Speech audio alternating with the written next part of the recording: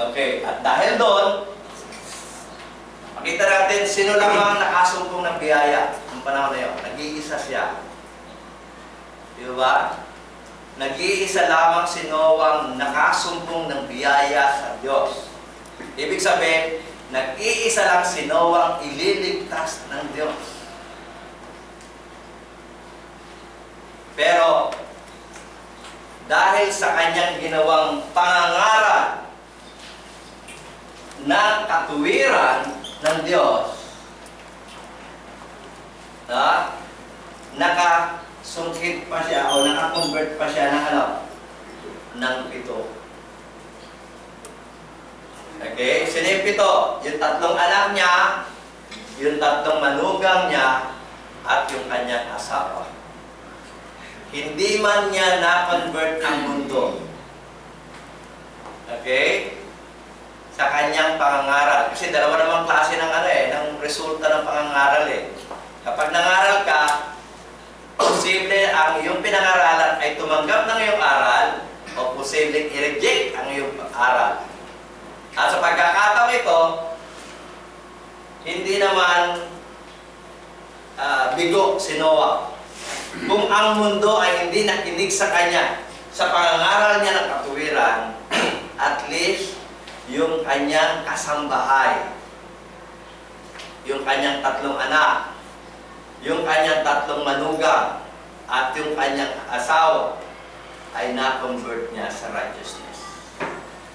Na lumakad na tulad niya sa harapan ng Diyos.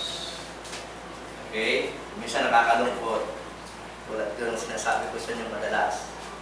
Kuminsan, may mga successful na preacher. Kahit saan siyang lugar pumunta, meron siyang converts. Meron siyang nababautismuhan. Meron siyang nahihikayat sa Panginoon. Pero kuminsan nakakalungkot sa mga preachers. Nahihikayat niya ang mundo. Hindi niya nahihikayat ang sarili niyang pamilya.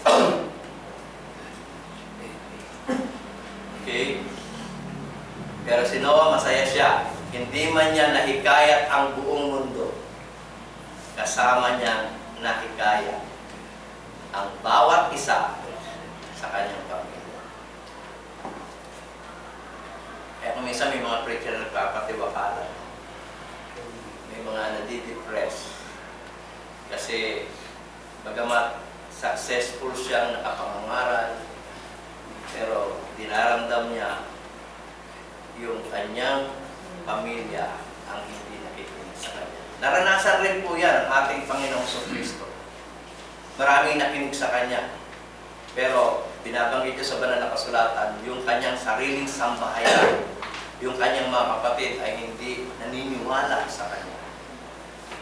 Kaya lang naniwala yung mga kapatid niya na matapos siyang mamatay at muli siyang mabuhay. Pero during his personal ministry, nakikita natin ang mga kapatid niya, maging kumisan yung mga ina niya ay hindi sumusunod sa kanya. Kaya minsan, nakikita natin may eksena na sinasabi yung mga alagad, andyan yung nanay mo, andyan yung mga kapatid mo.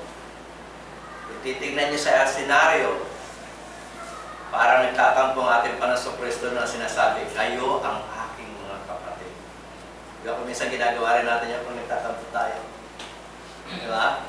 Kapag nung panahon na yon, ang kanyang mga kapatid ay hindi naniniwala sa kanya. Kaya, very good si Noah. At sana ang lahat ng mga preacher, bagamat nakakapangaral sa ibang lugar at nakakapagkayat ng ibang mga kaluluwa, sana ang lahat ng preacher ay tulad ni Noah na ang kanyang buong sambahayan ay makasama niya sa Diyos. Tulad ni Noah. So ito ay maging inspirasyon sa atin. At hindi lang doon sa mga sinusulat ng Biblia, maging inspirasyon sa atin na manatili tayo sa pananampalataya ng tulad ng pananampalataya ni Noah. Because of his faith, nalampasan niya ang final judgment ng Diyos. At siya ay nagkamit ng kaligtasan. Sana ganoon rin tayo. Manatili tayong mananampalataya at maging modelo natin sa pananampalataya nito ang pananampalataya ni Noah upang malampasan rin natin ang final judgment ng Diyos at sama-sama tayo sa buhay. Okay?